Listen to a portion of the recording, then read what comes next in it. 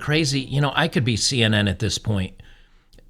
I literally by 1:00 this afternoon, I had so many stories that I just said, that's it. I've got to stop looking because otherwise this is going to be like a 3-hour stream by the time I'm done. All right, so college protesters marked as do not hire as companies crack down. Now, there's a lot of people that have a lot of jokes about the men in tiny hats that run everything. They're all the doctors, they're all the lawyers, they're all the bankers, they're all the people in Hollywood. If you really believe that, then probably the last thing you'd want to do is protest against them. But that's what college students have done, and turns out they may have ruined their prospects of getting any jobs, any employment. They're getting put on blacklists, ironically. Although I'm not supposed to say that anymore because, DEI, it's very anti-DEI. This is from Newsweek, and I have a video clip from you for you as well, but I'm going to read just a little bit of the stories, and then I'm going to move right into the stuff on Act Blue because that's kind of a big deal.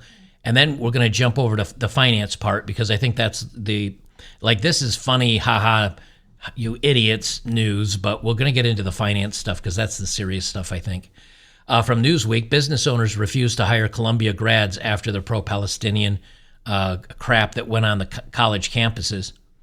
They say some business owners are expressing opposition to hiring alumni from Columbus University among the ongoing pro-Palestinian protests at the Ivy League school in New York City.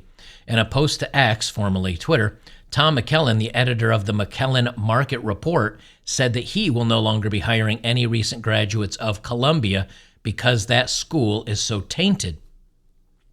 He continues on, and I furthermore will not hire any older graduates either because it has become evident that the academic rot is so deeply ingrained as to taint others who've come in contact through that institution in the past several years, McClellan wrote. I cannot have faith that any former Columbia student could have achieved sufficient academic success, especially in light of the overwhelming recent evidence that the academic requirements there are so lax such that students have time to go set up protests on the quad instead of studying. Similarly, consultant Warren Kinsella said, at the firm I founded 18 years ago and in the war rooms I've run for the past 31 years, I've employed hundreds of young people. I'll never hire one from Columbia again. Now, that's not the only college. There's actually a survey that went out, and this is from CNBC.com. Some employers are reluctant to hire college grads who attended the pro-Palestinian ongoings at colleges, the survey finds. Let me zip this up a little bit bigger so if you want to read along because I read too slow. The class of 2024 have graduated into a rocky jobs market, and to make matters worse, employers are becoming increasingly wary about hiring them. In fact, 64% of employers have said they've become concerned about hiring graduates in the past 5 years more broadly, according to a recent publishing survey of 1,268 business leaders in the U.S. by higher education publication Intelligent.com. It's kind of an oxymoron to have college graduates and Intelligent.com in the same sentence. I've said for a long time that blue-collar jobs are oftentimes more recession-proof, not always. But, I've worked for Fortune 500 companies. I've worked in networking. I've worked in computers. I've worked in different industries. Retail always takes haircuts. Technology always takes haircuts.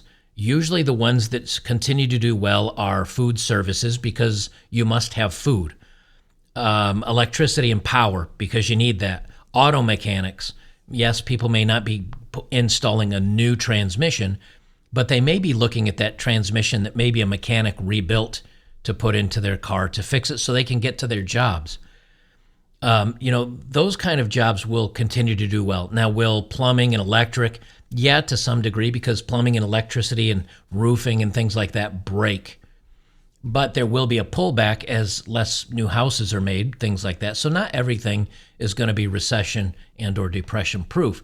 But I can tell you now, these college graduates that are not leaving as doctors, they're not leaving as specific, like lawyers, specific as experts in specific fields, are really going to feel the pinch. And now on top of that, when you have this on your record, you're going to be in a heck of a lot of trouble. They say almost a third of the employers are particularly worried about hiring recent graduates who've attended these pro-Palestinian events in the past 6 months, while 22% are reluctant to hire graduates who have participated in these demonstrations. They say these events have erupted across U.S. colleges since the onset of, the breakout of the war. They say Palestinian, they go into the political leanings of it a little bit and what's actually going on over there. They say 2/3 of employers said they were reluctant to hire them because they may exhibit confrontational behavior in the workplace, and over half say it's because they're too political and could make other workers feel uncomfortable, per the survey. They say with the dramatic coverage from recent campus events, it's understandable that employers may want to avoid potential distractions. I'll tell you this. It's not just from these recent events. You've got students out there that are fighting, burning, trashing, tearing down college campuses, all over the LGHD TV stuff, over politics, over this, the Palestinian Israel thing. They basically that seems to be their focus instead of, say, good grades and learning a practice. And ironically, it's also the people, the professors and teachers that are teaching this stuff. They don't care about the kids leaving with a solid education. They care that they're nice little indoctrination machines, and they're come out and they're respitting all the things that they want. Here's a clip that I have from News Nation, and they kind of are stating the same thing. College students who took part in anti-Israel protests, some of them now receiving no need to apply messages. And now a prominent New York law firm has even hired a company to do background checks and scour social media posts to make sure new hires were not part of those very public protests. News Nation investigative correspondent Rich McHugh joins us live. And Rich, you have details on why these students are being eliminated from hiring consideration. Absolutely, Nicole. So this spring, protests erupted on dozens of campuses around the country. It drew thousands of students to these protests, and over 2,600 students, protesters, were arrested. And now many of them are facing long-term consequences, being frozen out of possible future jobs, even let go from current jobs. The epicenter of all this was at Columbia University this spring, where protesters occupied the lawn and then forcefully took over Columbia's Hamilton Hall. The NYPD arresting dozens nationwide. I said more than 2,600 were arrested in these pro-Palestinian campus protests. Now, more repercussions, job application scrutiny, in some cases, offers rescinded. The New York Wall Street legal firm Sullivan & Cromwell is the latest company to take a stand, requiring job applicants to explain their participation in these protests, according to the New York Times. But they're not alone. A new poll by the online research group Intelligent.com shows students who participated in protests may face long-term consequences. 29% of activists had a job offer rescinded in the last 6 months. 7 out of 10 pro-Palestinian activists say interviews have asked about their protest history. 7 out of 10 is a big number. Now, across my years of doing this content, people tend to feel very strongly either for or against Israel and their participation in funding various activities within our government, various lobbyist groups and things like that. If you feel that way, like a lot of these protesters do, because remember, these protesters were speaking out against businesses like Starbucks because of investments they had. They were speaking out against owners of companies because they had a Jewish last name. And they were saying, oh, we need to boycott these companies and we need to push back against this stuff. Well, if you truly believe that these companies have so many financial investments either from or to Israel, don't you think that they're going to maybe do something about you speaking ill of them? That only seems to be natural. So for so many people to act like they're surprised about this, me personally, I find that a little surprising. If you, some of these students have gone into businesses and trashed them, destroyed them, boycotted them. The activists specifically went to a couple of locations, and I forget which company it was. I believe it was a Starbucks, but also a couple others, spray painted them, did graffiti and other vandalous acts on them. Well, if the companies are really owned or are invested heavily with Israelis and or Jewish community, yeah, they're going to do everything you go out and try to destroy them, they're going to come out and try to destroy you. So I'm a little surprised, I think, that activists, it's in the name. You're an activist. You're pushing for a cause. Well, if that cause pushes back against you, should there really be any surprise? Me personally, I don't think so. I think this is an instance where these college kids are getting what they asked for. They wanted to be in a culture war. Okay, you're now in the trenches.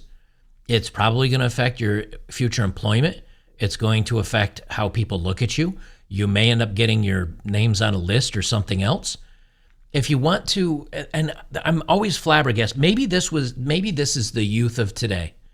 Maybe this is a perfect example of the youth of today. I can do whatever I want with no consequences. Now, I'm not saying the consequences are just. I'm not saying they're fair.